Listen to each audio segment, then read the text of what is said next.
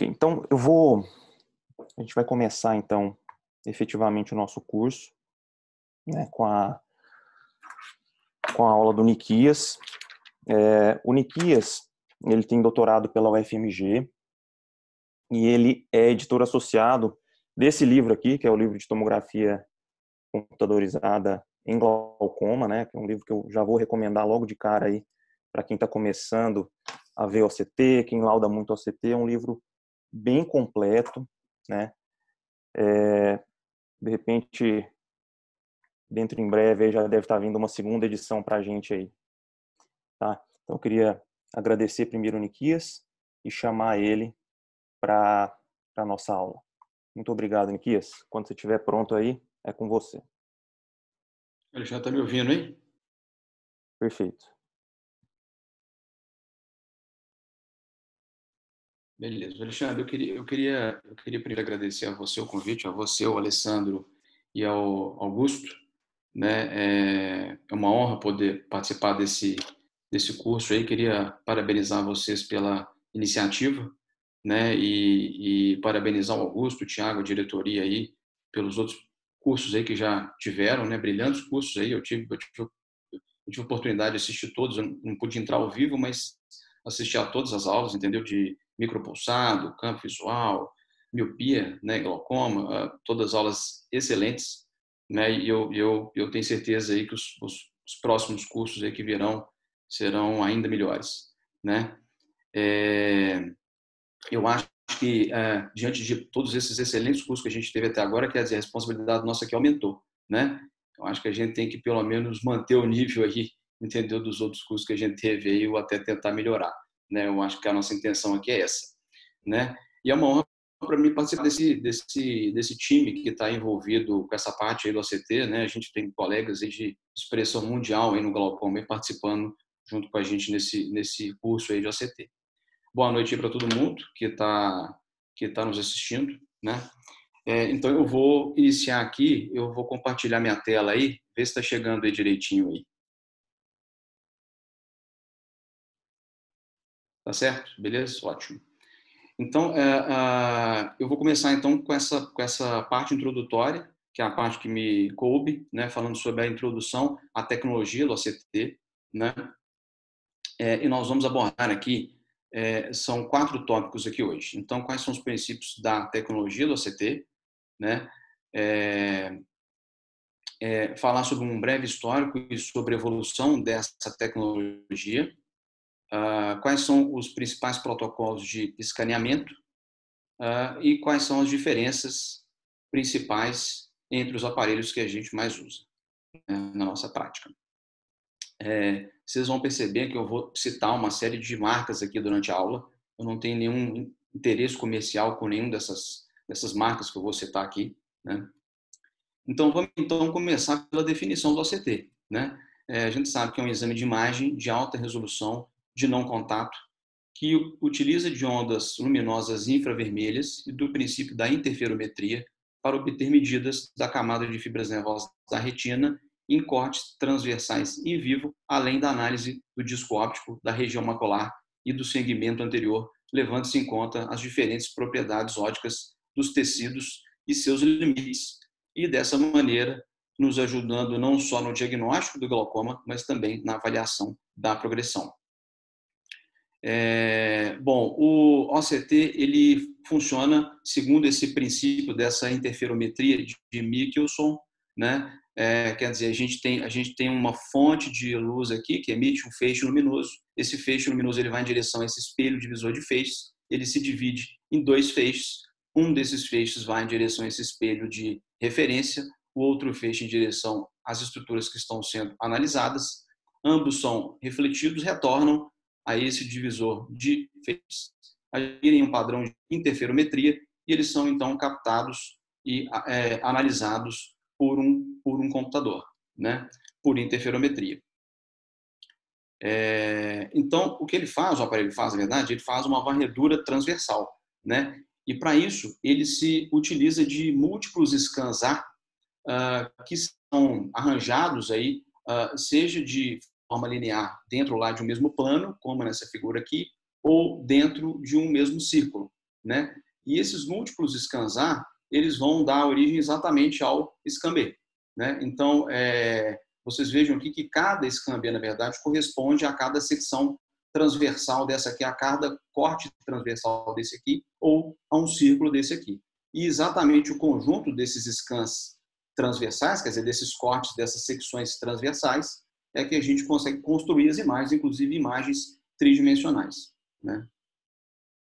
Falando um pouco sobre a evolução tecnológica do OCT, né? Vocês vejam aqui que o primeiro protótipo do aparelho foi lançado em 1991, passando pela primeira geração que foi comercializada em 1996, depois a segunda geração no ano de 2000, a terceira geração representada pelo Stratos, né, que é um aparelho da Zeiss, isso em 2002, né, e aí a gente já teve um salto tecnológico maior aí, entendeu? Que depois eu vou explicar para vocês por quê, né? Quer dizer, saltando para essa quarta geração, que já são OCTs já mais modernos, né, que são os OCTs de domínio espectral, né, que foram lançados em 2006. E depois mais um outro salto tecnológico importante para essa última geração de OCT, que são os OCTs Swap Source e Anjo OCTs, que foram lançados em 2015.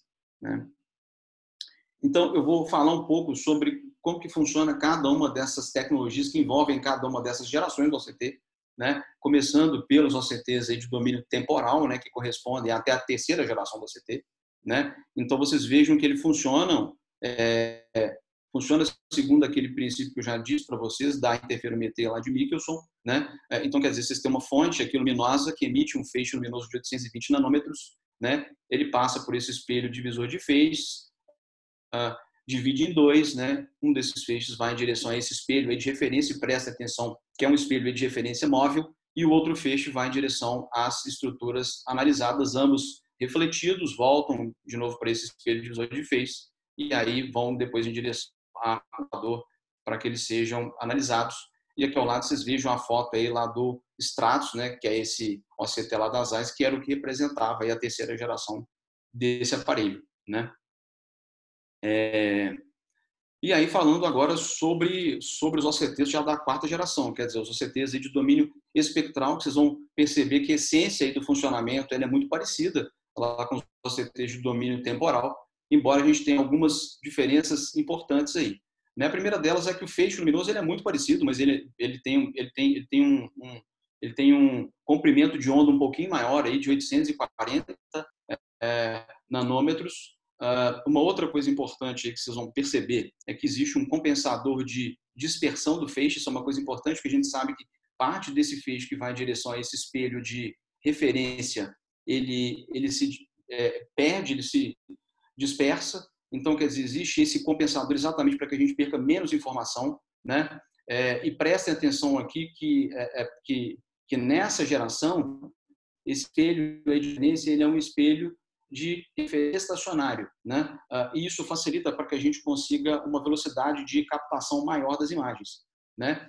E o principal diferencial dessa geração dos aparelhos, e que justifica inclusive o nome domínio espectral, é esse conjunto, entendeu, de lentes aí, de ferramentas ópticas aí que a gente tem, entendeu, chamado de espectrômetro, né?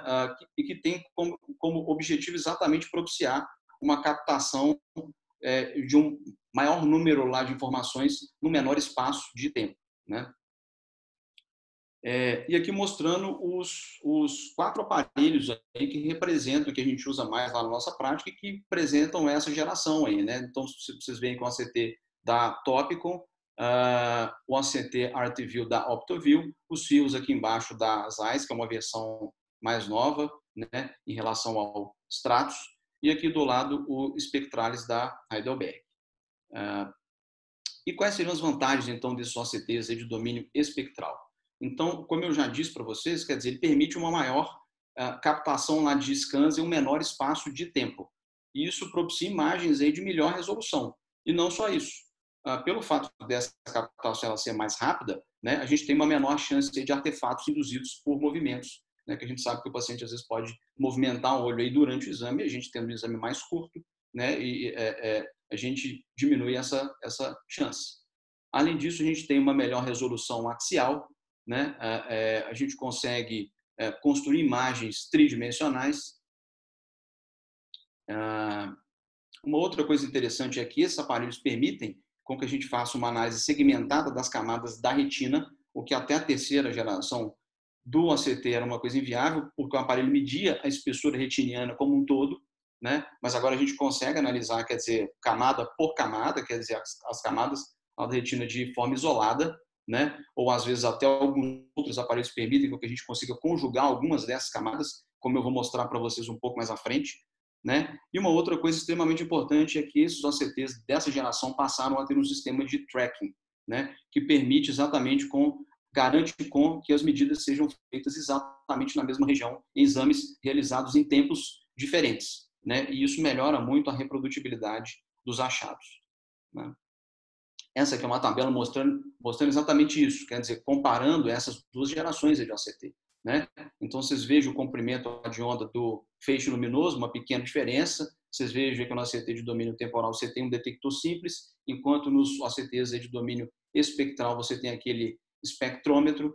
Vocês vejam que a resolução axial ela é melhor nesse aparelho lá de quarta geração, assim como a resolução transversal, né? Vocês vejam a velocidade do escaneamento.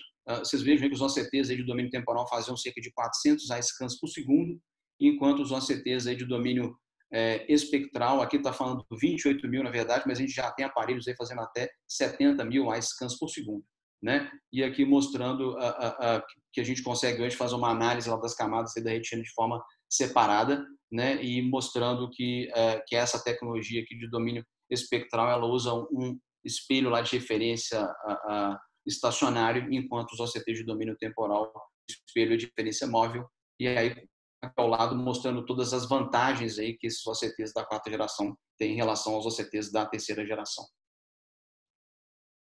Aqui, para mostrar para vocês o seguinte, quer dizer, mesmo com toda essa evolução tecnológica até a quarta geração dos OCTs, esses aparelhos ainda apresentavam algumas limitações. E uma das principais limitações que esses aparelhos tinham era exatamente conseguir avaliar com uma boa resolução estruturas mais profundas, né? E foi exatamente daí que surgiu essa tecnologia que a Alexandre citou aí no começo da aula, que até teve uma pergunta lá da nossa enquete aí, que é esse modo de imagem de profundidade realçada, ou Enhanced Depth Imaging, né? O que os colegas perceberam, na verdade, era que nos OCTs tradicionais, até a quarta geração, que se você aproximasse a ótica do aparelho, do olho do paciente, você conseguia obter imagens aí de resolução, embora fossem imagens invertidas, imagens de melhor resolução das estruturas mais profundas, né? Então, daí que surgiu essa tecnologia, que foi depois uma tecnologia incorporada em alguns aparelhos que você pode incorporar para que você consiga avaliar estruturas mais profundas, como coroide, como lâmina, crivosa, etc. Né? E foi também surgiu a quinta geração do aparelho, né? Um dos representantes dessa quinta geração do aparelho, que na verdade a gente tem os OCTs Swab Source e os Angio OCTs, só para os colegas entenderem, na verdade hoje a gente já tem aparelhos que fazem as duas coisas, né? Mas o que os OCTs Swab Source fazem é exatamente isso. Vocês percebam aqui que o funcionamento dele, entendeu, é muito parecido lá com os OCTs da quarta geração, né? O que a gente percebe aqui, que seria a diferença principal, é que ele tem um feixe luminoso cujo comprimento de onda é de 1050 nanômetros, o que permite uma melhor penetrância. E aí a gente consegue avaliar melhor, a gente consegue obter imagens melhor a resolução dessas estruturas mais profundas, né? Então, mostrando aqui, quer dizer, a gente consegue avaliar a lâmina crivosa, coroide, etc. Né? E aqui mostrando, quer dizer, uma tabelinha do exatamente isso, quer dizer, comparando essas três gerações aí, quer dizer, a terceira, a quarta e a quinta geração, né? Vocês percebam aqui como é que a velocidade lá de escaneamento aumentou bastante, né? Você vai desde 400 scans que era feito aí para os OCTs de domínio temporal, passando pelos OCTs de domínio espectral aí de até 70 mil scans e depois pelos OCTs mais recentes, que são os OCTs Swab Source, que fazem mais de 100 mil scans por segundo, né? Com uma melhora aí da resolução axial e da resolução transversal, E aqui um pouquinho do lado aqui, vocês vão ver nessa tabela mostrando que, mesmo usando aquele Enhanced Image nesses aparelhos de quarta geração, o que alguns estudos mostraram é que mesmo assim, se a gente usar a quinta geração do aparelho, quer dizer, o OCT Swab Trust, ele ainda é melhor para a gente conseguir avaliar essas estruturas mais profundas, quer dizer, conseguir imagens aí de melhor resolução, né? E aqui é uma outra tabela mostrando alguns desses aparelhos aí que representam essas 3 últimas gerações do aparelho, né? Então, aí vocês vejam aí a melhora aí da resolução axial e vocês vejam a melhora, entendeu? Quer dizer, a velocidade lá do escaneamento, como é que ela vem aumentando ao longo lá da evolução do aparelho, né?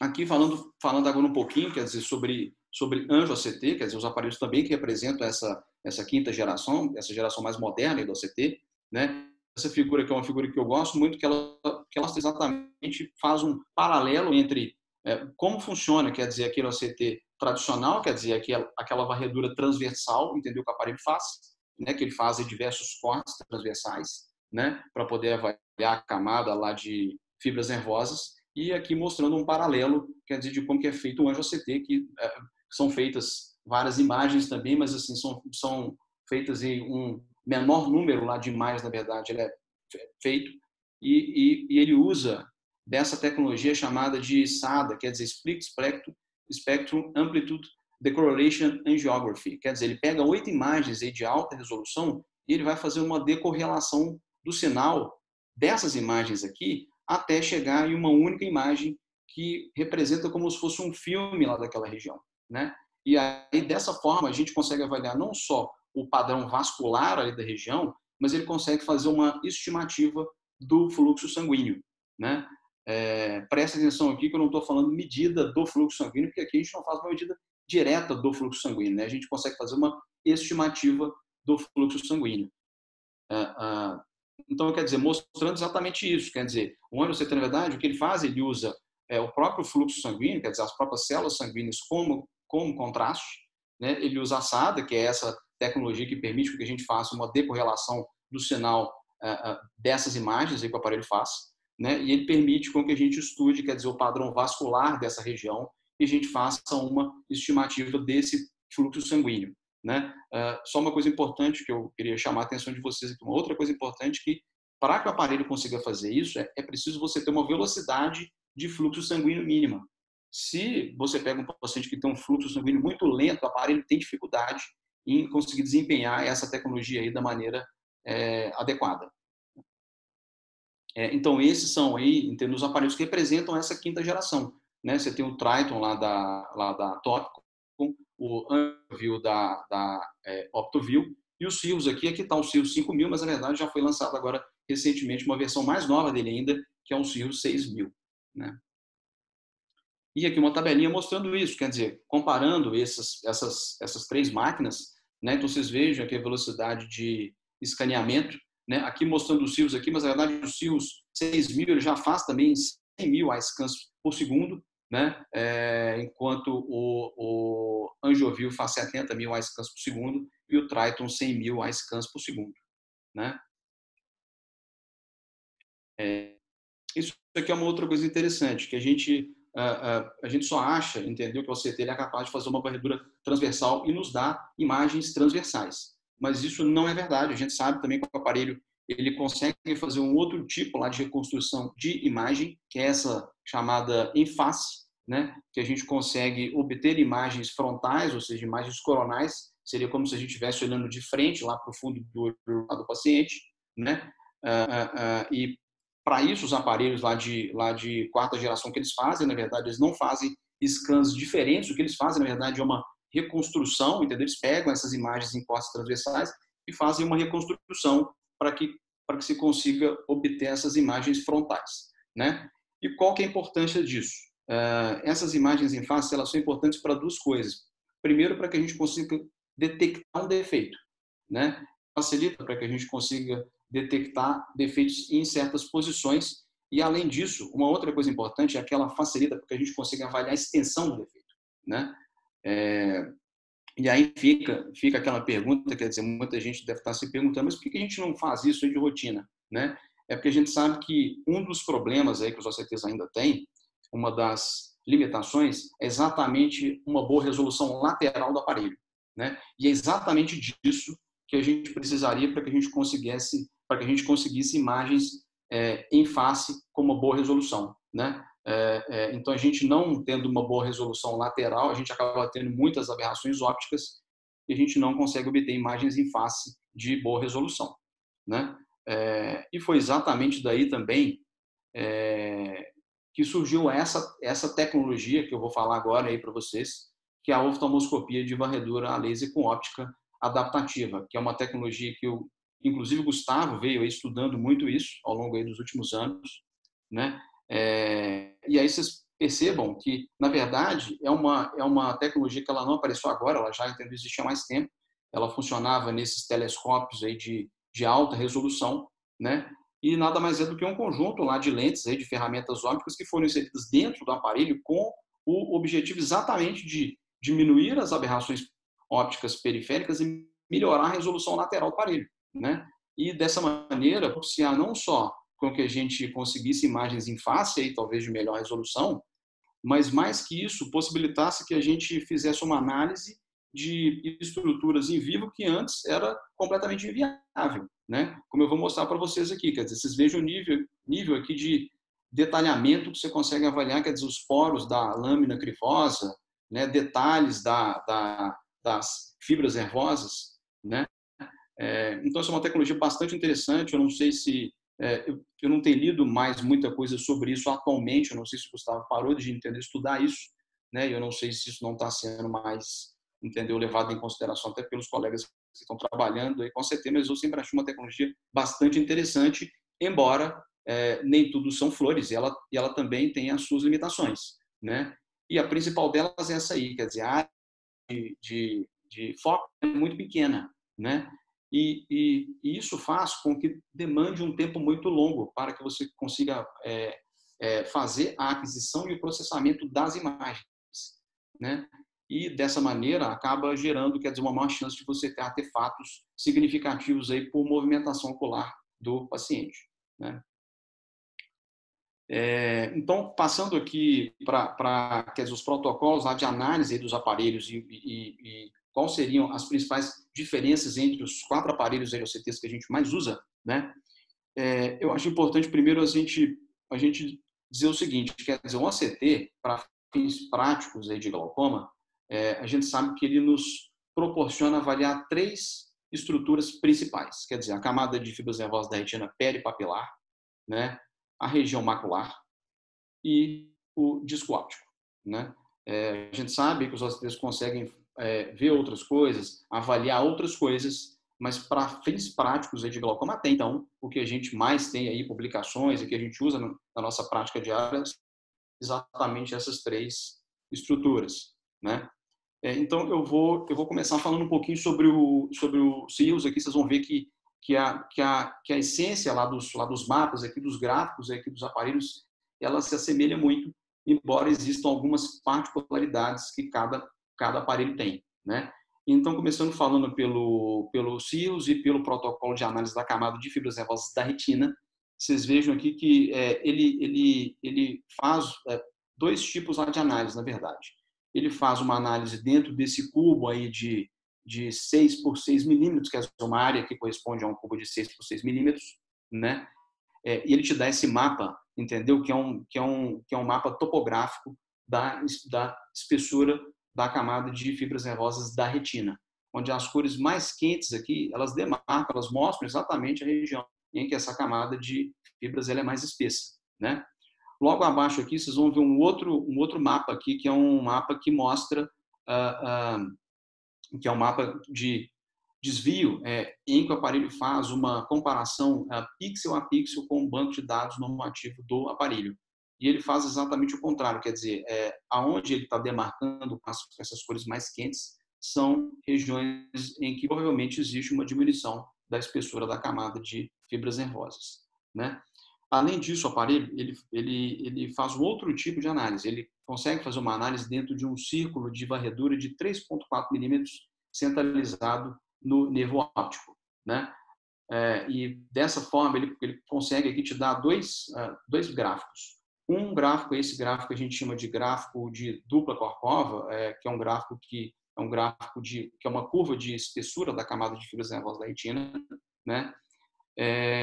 E aí vocês vão perceber aí que esse gráfico, na verdade, ele tem algumas zonas aí de cores diferentes, né? Que mostram exatamente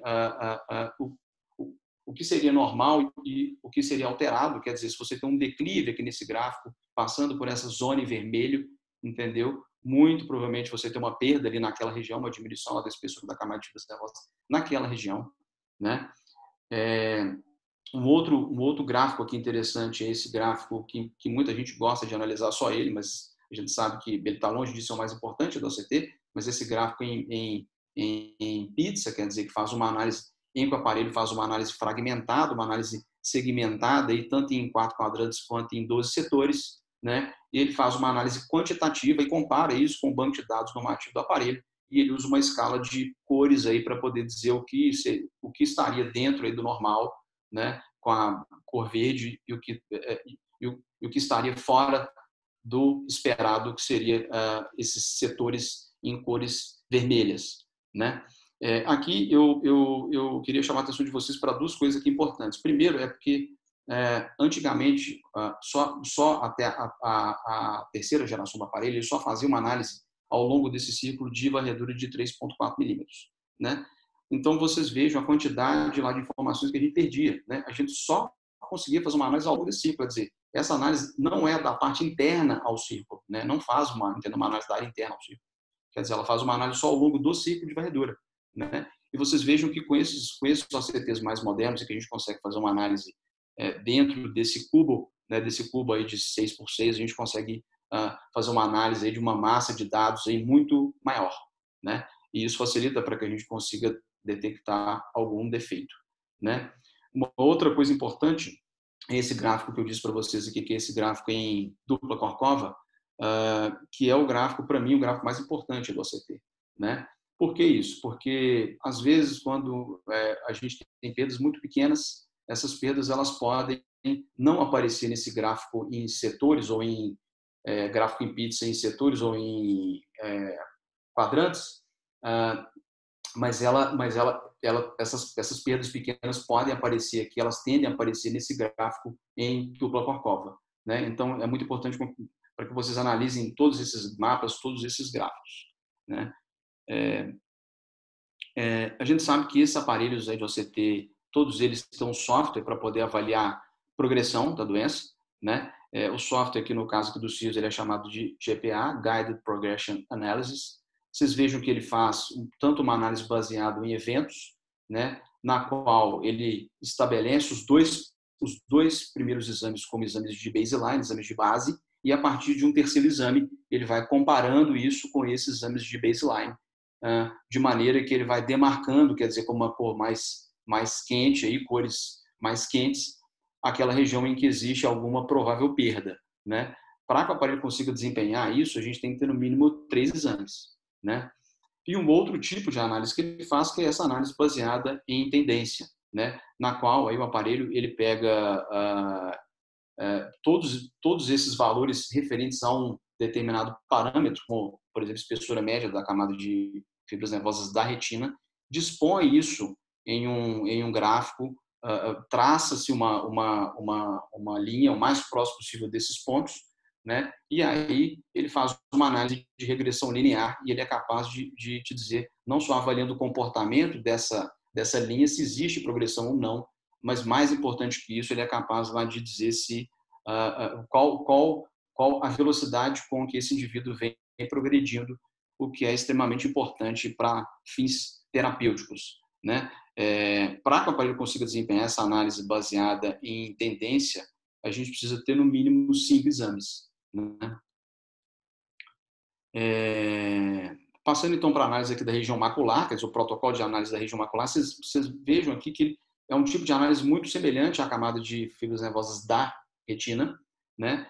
Aqui no caso do CIRS, ele faz uma análise do complexo formado pela camada de células ganglionares e pela plexiforme interna, né? E ele faz uma análise tanto dentro do cubo quanto e claro, aí a gente tem aquele mapa topográfico da espessura da camada de fibras nervosas da retina, mas logo abaixo aí vocês vão ver que a gente tem também aquele mapa de desvio, em que se compara com o banco de dados normativos do aparelho, e logo mais ao lado esse gráfico em setores, que é aquele gráfico que faz uma análise quantitativa e também compara-se com o banco de dados normativo do aparelho, né? E assim como ele faz uma análise de progressão para a camada de fibras nervosas da retina, ele também é capaz de fazer uma análise de progressão para a região macular, tanto uma análise baseada em eventos quanto uma análise baseada em tendência, né? Aqui é um mapa do CIRRUS que eu acho muito interessante, que é esse Panomap, quer dizer, um mapa mais panorâmico, em que o aparelho conjuga em um único impresso dados referentes à análise estrutural, quer dizer, a análise da camada de fibras nervosas da retina peripapilar e da região macular, né? E isso facilita muito para que a gente consiga fazer aquela correlação estrutura, e, claro, a gente consiga detectar não só algum defeito, mas a gente consiga também avaliar a piora de algum defeito pré-existente, né? Uma outra coisa que a ZEISS tem que eu acho bastante interessante é esse fórum, que é um software que a ZEISS desenvolveu e que ela consegue conjugar em um único impresso dados referentes não só à análise estrutural, quanto dados referentes à análise funcional feita pelo Humphrey, que é o Canfisol, que pertence ao mesmo fabricante, né? Mas mais que isso, ele consegue fazer uma sobreposição esses dados referentes à análise estrutural aos dados referentes à análise funcional. E aí, dessa maneira, a gente consegue fazer uma correlação estrutura-função muito mais facilmente do que se a gente fosse fazer isso aí de forma manual, né? Além disso, através desse fórum, a gente consegue também conjugar e colocar em um único impresso, quer dizer, todos aqueles mapas, todos aqueles gráficos referentes às análises aí de progressão, seja ela funcional ou estrutural, né? Mudando de aparelho aqui, então eu vou falar agora um pouquinho sobre o ArtView, né, que é o AltView. Vocês vejam aí que no protocolo de análise da camada de fibras nervosas da retina, ele funciona de uma forma um pouco diferente que os CIRRUS. Ele não faz uma avaliação dentro daquele cubo de 6 por 6 milímetros.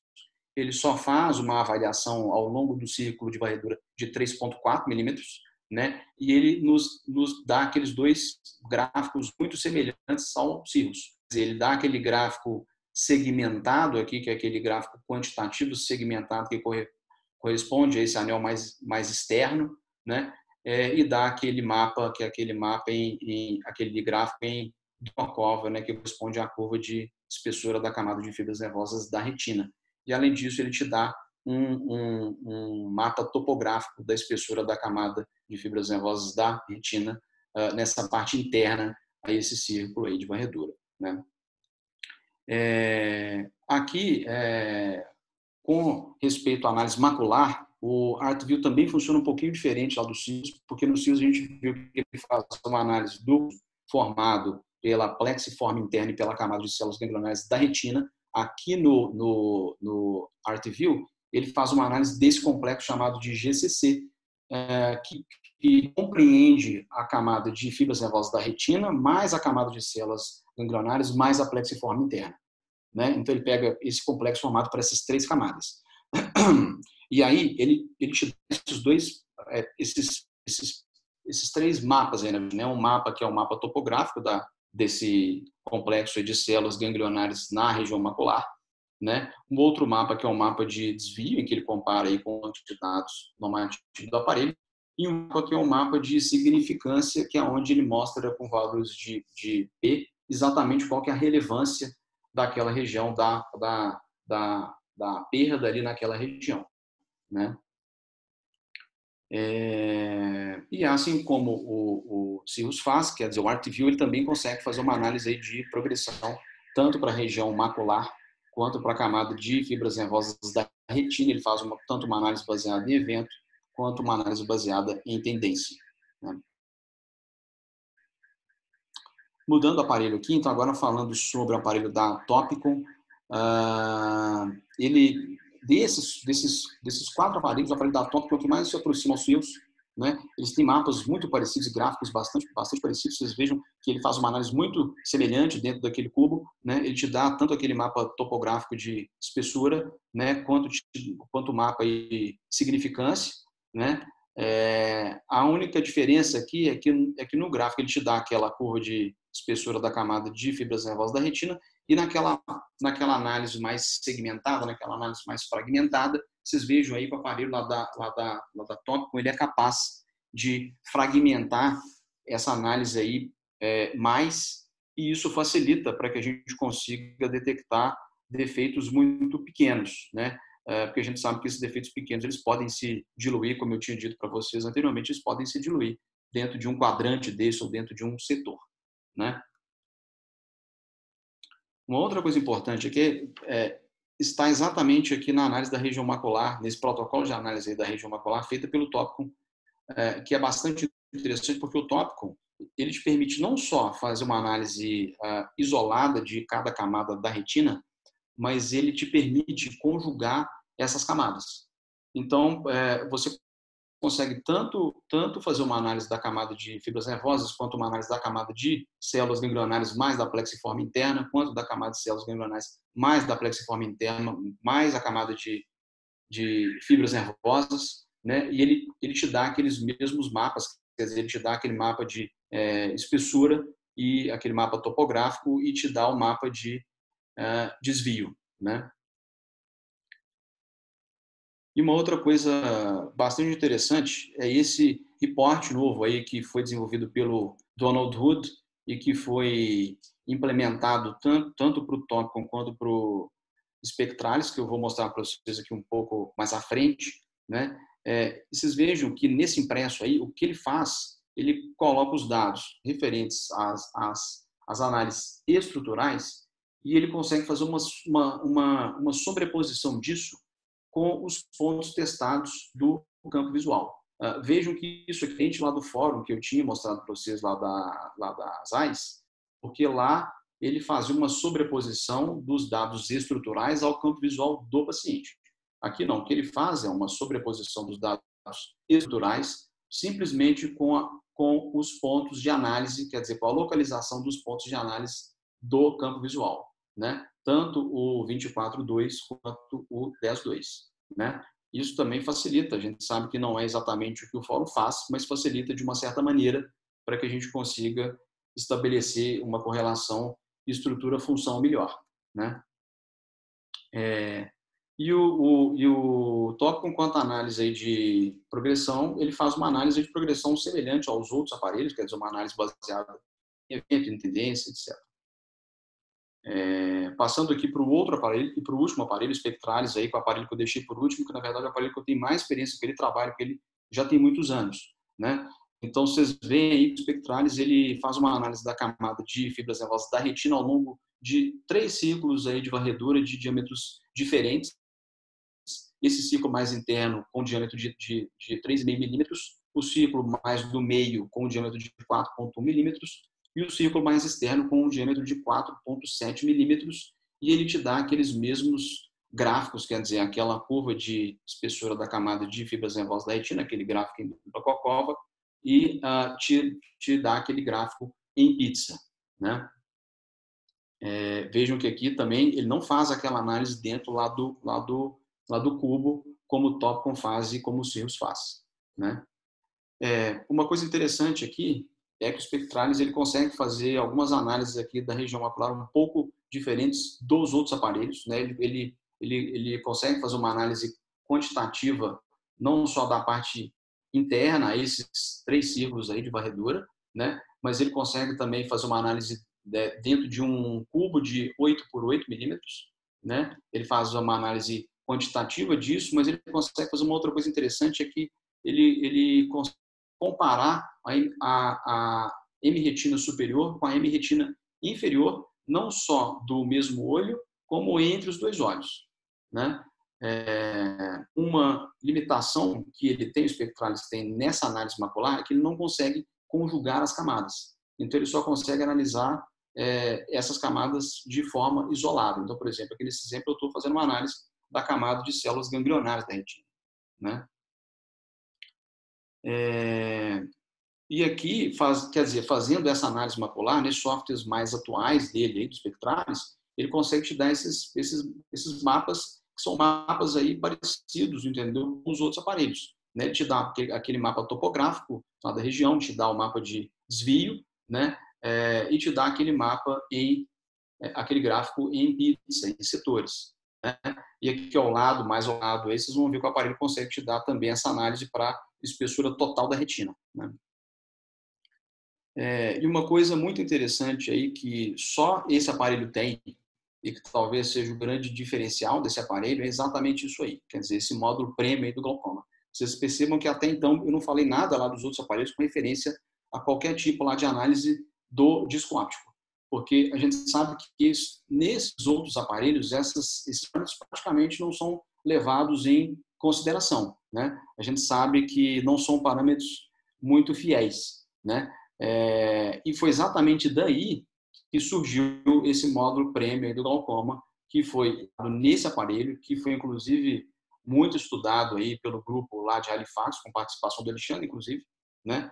E vocês vejam aí que o objetivo dele é exatamente proporcionar para que a gente consiga obter parâmetros mais fiéis com relação ao disco óptico. Né? Então, basicamente, o que ele faz ele consegue corrigir qualquer grau de torção que exista entre o eixo disco-fóvea e o principal, que é fazer uma análise dessa espessura mínima da rima neural, levando-se em consideração, quer dizer, tomando-se como ponto lá de referência a abertura da membrana de Bruch, o que faz com que essa análise seja muito mais precisa, porque antes o que os aparelhos faziam é que eles tomavam como referência o epitélio pigmentado da retina, que é uma estrutura extremamente variável, né, que tem aí uma variabilidade muito, muito grande, né, e dessa forma os parâmetros eram muito menos confiáveis. Né? Então, o que ele faz aí é exatamente isso. Né?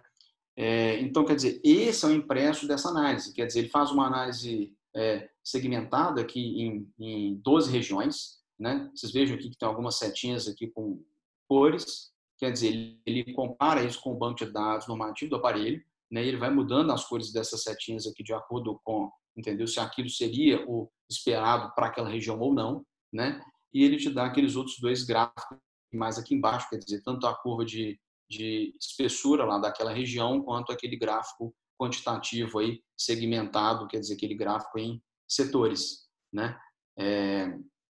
Uma das limitações que essa análise aqui tem, eu não sei a experiência que os outros colegas têm com esse módulo premium do glaucoma, eu já mexo com ele, trabalho com ele já tem alguns anos. O que eu percebo lá no meu dia a dia é que eu vejo muito falso positivo. Né? Acho que talvez a gente tenha muito problema ainda e muitas limitações, principalmente aí com relação ao banco de dados normativo do aparelho, né? Que a gente sabe que, quer dizer, a gente não tem como comparar discos pequenos, discos, quer dizer, rimas menores, entendeu? Em discos grandes, quer dizer, o aparelho às vezes toma isso como se fosse uma rima anormal, né? Então, quer dizer, isso é muito difícil, a gente sabe o quão difícil é a gente conseguir construir, quer dizer, um banco de dados completo aí, né, para essas coisas todas, né? Mas eu acho que talvez isso seja um dos fatores aí que gere um pouco de falso positivo, entendeu? Esse tipo de análise, né? Aqui mostrando aquele mesmo reporte que eu tinha mostrado para vocês lá no aparelho lá da Topcon e que funciona para o Spectralis, quer dizer, o Donald Hood também implementou isso aqui, quer dizer, ele faz aquela sobreposição da análise estrutural com os pontos testados, com a localização dos pontos testados no campo visual, tanto o campo visual 24.2 quanto o campo 10.2. Né? E ele faz uma análise aí de progressão. Aqui a diferença é o seguinte, ele não faz uma análise baseada em eventos propriamente dita, o que ele permite fazer é um overview, quer dizer, uma análise manual, uma comparação manual entre os exames, mas ele faz uma análise baseada em tendência, né, como vocês podem ver nesse gráfico mais aí abaixo. E, é claro, ele consegue fazer essa análise tanto aí para dados referentes à análise da camada de fibras nervosas da retina, para a região macular, e até para a rima neural mínima, que é aquela análise aí que o módulo premium do glaucoma faz, né? Então, para poder finalizar, eu queria deixar algumas mensagens aqui para vocês. Então, quer dizer, o OCT ele é uma ferramenta extremamente importante no glaucoma, seja para fins de diagnóstico ou de avaliação de progressão, né? É uma ferramenta essencial, no meu ver. É fundamental que vocês, antes de vocês levarem em consideração qualquer resultado do exame, quer dizer, todos aqueles mapas, gráficos, valores, é fundamental que vocês verifiquem se aquele exame atende os critérios de qualidade e de confiabilidade, né? Senão vocês vão, com certeza, errar aí na análise aí de vocês, né? Uma outra coisa importante, quer dizer, vejam tudo, analisem tudo o que o aparelho tem para te oferecer, né? Vejam todos os mapas, todos os gráficos, tentem correlacionar as coisas, né? Eu acho que isso aí é fundamental. E uma outra coisa muito importante, quer dizer, sempre correlacione os achados aí do ACT com um bom exame clínico, uma boa fundoscopia, uma boa retinografia e, eventualmente, com algum outro exame complementar que você tem, como, por exemplo, campo visual, etc. Né? Eu acho que aqui é importante a gente chamar a atenção disso, quer dizer, jamais analise um OCT aí de forma isolada. Né? A gente sabe que o OCT, com toda essa evolução tecnológica e com o nível lá de análise lá que ele proporciona, né? Até mesmo, entendeu, com essa coisa mais recente aí de inteligência artificial, né? A gente sabe aí que esses aparelhos são extremamente úteis para que a gente consiga fazer o diagnóstico precoce da doença, mas é importante a gente saber que ele não consegue fazer isso em 100% dos pacientes, né? Então, por isso é muito importante a gente correlacionar e a gente continuar fazendo uma boa fundoscopia, continuar fazendo uma boa retinografia, né? E aí, dessa forma, a gente vai ter uma chance muito maior de conseguir fazer um diagnóstico precoce ou mesmo avaliar a progressão nesses pacientes, né? E para finalizar, quer dizer, jamais compare exames de aparelhos diferentes. Aí a gente sabe aí que os aparelhos, embora eles sejam parecidos, né, um funcionamento parecido, mas a gente sabe que existem diversas diferenças aí nos algoritmos, no banco de dados, né? Então é fundamental que vocês orientem os pacientes de vocês para que eles permaneçam fazendo exames sempre no mesmo aparelho aí, e até de preferência na mesma máquina, para que vocês não incorram aí em erros aí quando vocês forem avaliar esse paciente para frente, né? Seguir esse paciente, né? Era isso. Eu queria aí de novo agradecer aí o Alexandre, o Augusto pelo convite. Espero que a aula esteja aí à altura aí das outras aulas brilhantes aí que virão pela frente aí. Obrigado aí. Eu vou tirar aqui minha tela agora. Parabéns pela aula completíssima, né, de forma muito didática. Eu queria te agradecer pelo tempo que você teve para preparar essa aula. Eu já vou pedir para o Paranhos preparar o vídeo do Gustavo para já ir se preparando aí para a próxima aula. E eu queria te fazer uma pergunta, Niquias. A gente não vai ter muito tempo para discussão, mas eu acho que talvez da sua aula, como você mostrou todos os aparelhos, tem muita gente que faz laudo e recebe resultados de aparelhos diferentes. Talvez essa seja a mensagem, uma das mensagens mais importantes, né? Essa última mensagem que você falou, que as medidas dos diferentes aparelhos, elas não podem ser comparadas, né, ao pé da letra ali. Em termos de acurácia diagnóstica, né, os aparelhos eles têm alguma diferença, tá? E além dessa pergunta, qual é a tendência para o futuro? Ou seja, se eu comprar um aparelho agora e um outro daqui a 10 anos do mesmo fabricante, eu vou poder usar esses dados, né, que eu colhi durante 10 anos aí na minha próxima atualização? Alexandre, olha, eu acho difícil, né, a gente prever, né, daqui a 10 anos, quer dizer, a gente não sabe o que esse pessoal vai ainda fazer pela frente aí, né? A gente pode perder segmento lá desses pacientes para frente, embora eu acho que as empresas, até você vê no Humphrey mesmo, entendeu? Esse software novo aí no Humphrey 3 aí que apareceu, quer dizer, a preocupação até dos próprios fabricantes quer dizer, da gente conseguir, dentro lá de um mesmo fabricante, quer dizer, de uma mesma máquina, a gente conseguir talvez transportar esses exames aí, a gente não perder essa avaliação para trás, né? Eu acho que isso aí é fundamental, né?